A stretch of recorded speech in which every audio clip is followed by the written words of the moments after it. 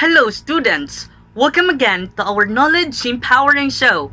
Today, we will tackle a particular branch of science which is physics, with a specific topic that is the formation of sound waves and standing waves, and how these waves formed and what influences this wave to form.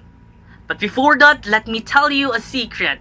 This laboratory will explode in a minute, so I can only give you an ample minute of my time to discuss this matter. Before we go to our simple activity for today, let us unlock first some terminologies that will be used later in the discussion for everyone to fully understand the topic we have right now. Okay, let's start with turbulence. The definition of turbulence is fairly straightforward. It's a chaotic cycle.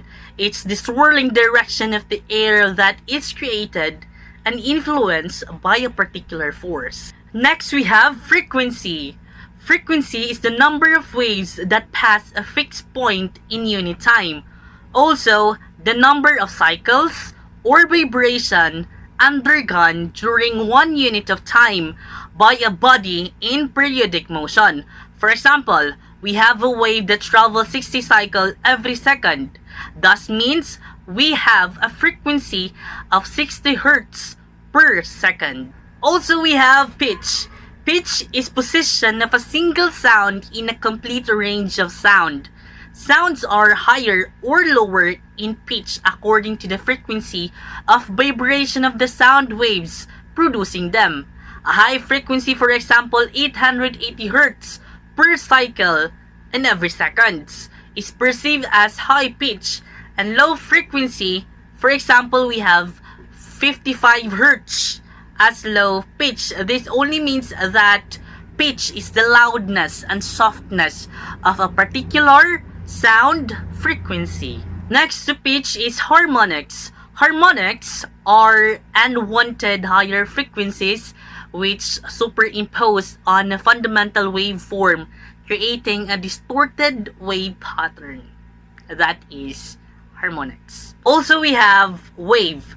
A wave can be described as disturbance that travels through a medium from one location to another location. It's a wiggle in time and space in a particular medium which perceives an energy. See, for example, an earthquake. An earthquake is a vibration of one medium to another, which is considered to be a wave. And the travel of wave causes different medium to be disturbed because of the energy perceived by the wave created by the earthquake. Next, the wave is reflective wave. It is a wave that bounces back. So lastly, we have a terminology that is the refracted wave. It is a wave that continues to travel to the different medium. Today's laboratory work needed us to have 4 bottles with different sizes in height and weight. There are brands on it, but don't mind it, it's not part of our experiment. Anyway, we are going to use this one to explain how sound waves are created and why we hear some sort of sounds that has different tone and loudness. How does sound wave form? Sound is produced when an object vibrates, creating a pressure wave. This pressure wave causes particles in the surrounding medium, which is either be any medium, either air, water, solid, or gas, to have a vibrational motion. As the particles vibrate, they move nearby particles, transmitting the sound farther through the medium.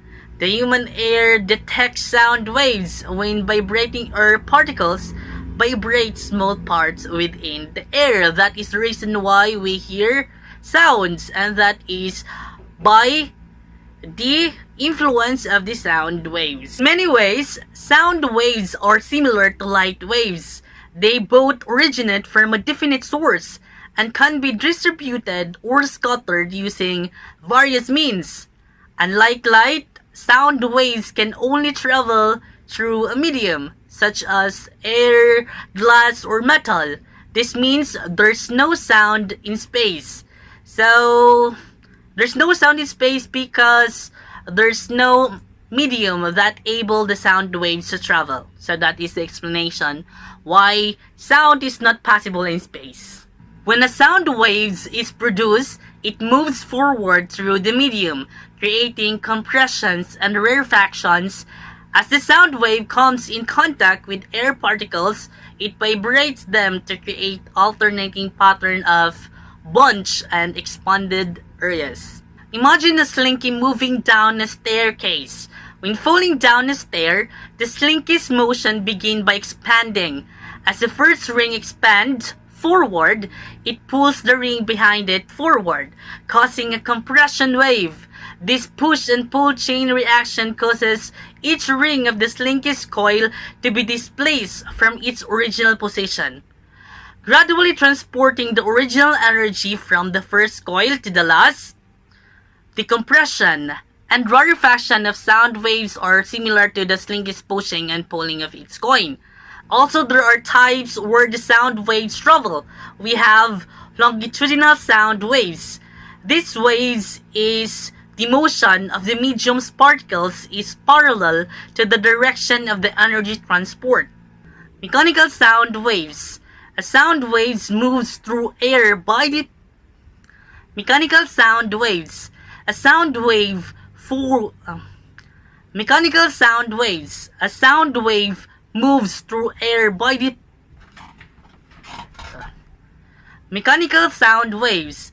A sound wave moves through air by displacing air particles in a chain reaction.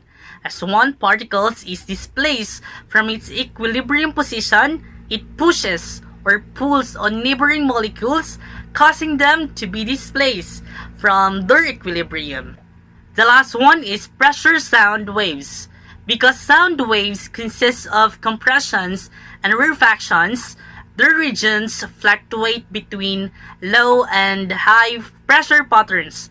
For this reason, sound waves are considered to be pressure waves. For example, as the human ear receives sound waves from the surrounding environment, it detects rarefaction as low pressure periods and compressions as high pressure periods. See for example this one. I will blow each of the bottle and try to listen to the differences of the sound created by the material we have, which is the bottle. We will start to the big one to the smallest one. Make sure to listen. So I will start with the big one. This one, try to listen. Okay. So that is the sound frequency of the big bottle. Next we have Coca-Cola. Okay, another bottle. We have Sting. Okay. Last one, the fourth bottle that we have is the Pepsi. Okay. As you can observe, we have created different sound from each of the bottle we have. So from it, do you have an idea? Okay, if you have, just reserve it for yourself and comment below if you've got it right. The force of the blow of the air coming from your mouth forces the bottle to vibrate its normal frequency and transfer it to the air molecules surrounding it. And also, the vibration of the air will also be transferred to another air molecules and to other medium where the transfer of vibration is possible. This phenomena causes the creation of sound wave. And because of this, we hear sound because if the medium vibrate a wave to the small organs of our ear and transmit it into signal and interpreted by our brain as sound, then we hear a sound. Also, if you remembered, the force of the blow that we exerted to the bottle creates such disturbances, creating turbulence, which also influences the creation of sound waves. The pitch of the sound frequency of each bottles really differ. There are bottles produces loud sound, which describes us the production of intense rate of sound, and low sounds, which doesn't have sound intensity at all. Thus, the pitch of the sound is influenced by the material itself and the normal frequency that the material possesses. In our experiment, this tells us that the small bottles has high frequency than the big ones.